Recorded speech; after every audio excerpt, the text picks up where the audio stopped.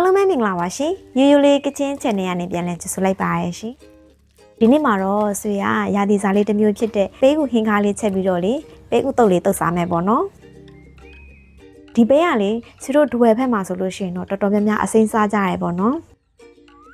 ဆွေပေးဥတုပ်နဲ့ပေးဥဟင်းကားလေးဘယ်လိုချက်လဲဆိုတာအတူတူလက်ကြည့်လိုက်အောင်နော်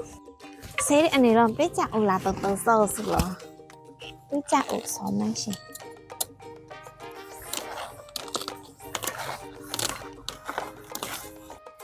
ตะวากะห้าชัวชิพี่โซตะวากะ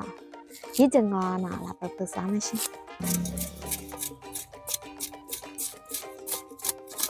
ပေးဦးလေးလည်းတူပြီးသွားပြီဆိုတော့လေထရမဲ့ပိုင်ပစ္စည်းလေးတွေကိုလည်းအစင်သက်ပြင်ထားလိုက်ပါတယ်ရှင်ခင်းကားချက်ဖို့အတွက်လေရေကိုဆူနေအောင်လို့အရင်တက်ထားလိုက်မယ်နော်ပြီးရင်တော့ပေးဦးလေးတွေကိုလေအခွန်လွှာပြီးတော့ချစ်လေးနဲ့ချက်ပါမယ်ရှင်ဒီလိုမချစ်ပဲနဲ့လေဓာလေးနဲ့ခက်ဆစ်စိတ်လေးမှုန်းပြီးတော့တုပ်လို့လည်းရတယ်ပေါ့နော်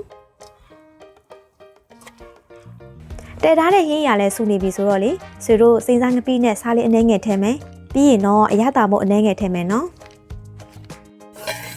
ဟင်းရလဲတော်တော်လေးစူနေပြီဆိုတော့လေခုနကချစ်ထားတဲ့ပိန်းဦးတဝက်ထည့်လိုက်ပါမယ်ရှင်ပြီးရင်တော့ပိန်းဦးကြက်တဲ့အထိချက်ထားလိုက်မယ်နော်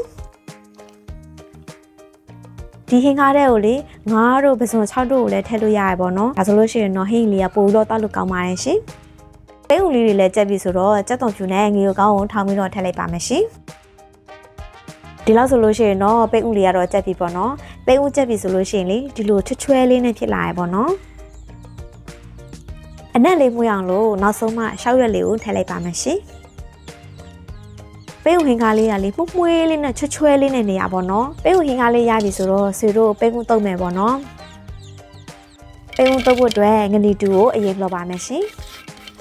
ငနီတူလေးကိုလေမွှေးပြီးတော့ကျွတ်လာတဲ့အထိလှော်ပါမယ်ရှင်ဒီလိုမွှေးပြီးကျွတ်လာပြီဆိုလို့ရှိရင်တော့ငနီတူကိုအေးခံပြီးတော့ထောင်းလိုက်မယ်နော်ငနီတူတော့ဆွေရလေဒီမှာမညက်တညက်လေးပဲထောင်းထားရပါတော့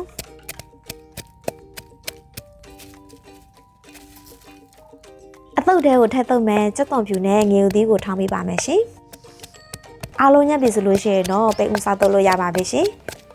ပပလေးထားတဲ့ကြက်သွန်တွေထည့်မယ်ပြီးရင်တော့မယမ်းပြားနဲ့ငပိတောင်လေးထည့်လိုက်မယ်နော်အရသာလေးပူကောင်းအောင်လို့ဆွေရလေးအချို့မို့လေးအနှဲငယ်ထည့်ထားပါတယ်ရှင်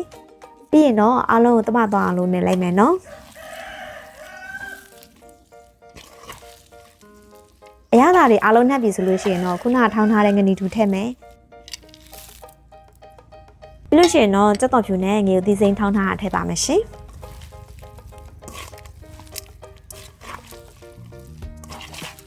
ဆွေဒီနေ့ကတော့မယမ်းပြားလေးနဲ့တုတ်ထားတာပေါ့နော်ပအုပ်ရည်လေးနဲ့တုတ်လို့ရှိရင်လည်းအရန်စားလို့ကောင်းတာပအုပ်ရည်နဲ့တုတ်တာလေပအုပ်ရည်နဲ့တင်းတင်းလေးနဲ့မှုမွှေးလေးနဲ့နေရပေါ့နော်ပအုပ်ရည်နဲ့တုတ်စားလို့ရသလိုဒီလိုမယမ်းပြားနဲ့လည်းတုတ်စားလို့ရပါတယ်ရှင်ဒီပိန်းတုတ်လေးနာနာလေးနဲ့မှအရသာဝင်ပြီးတော့ပိုစားကောင်းတာပေါ့နော်ညပိတောင်နဲ့မယမ်းပြားလေးနဲ့တုတ်ထားတာဆိုတော့လေပိန်းတုတ်အနက်လေးရတယ်မွှေးညာပဲတုတ်ရင်းနဲ့တော့ထမင်းတော်တော်စားခြင်းလာပြီ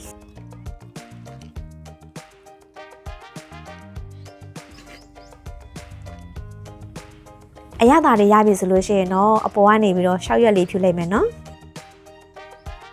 အနက်လေးမွေးပြီးတော့ချင်းငံဆက်အရသာရှိတဲ့ပိတ်ဦးတုပ်လေးကတော့ရပါပြီရှင်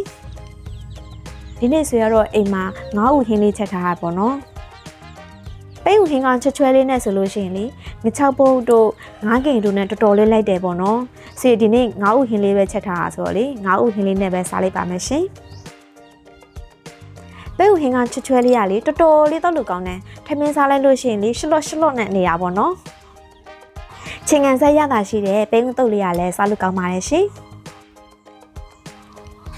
ဆွေရဲ့ဗီဒီယိုလေးကိုအဆုံးထိကြည့်ပေးလို့အားလုံးကိုကျေးဇူးတင်ပါတယ်ရှင်နောက်ဗီဒီယိုတွေမှာပြန်ဆုံကြမယ်နော်ဘိုင်ဘိုင်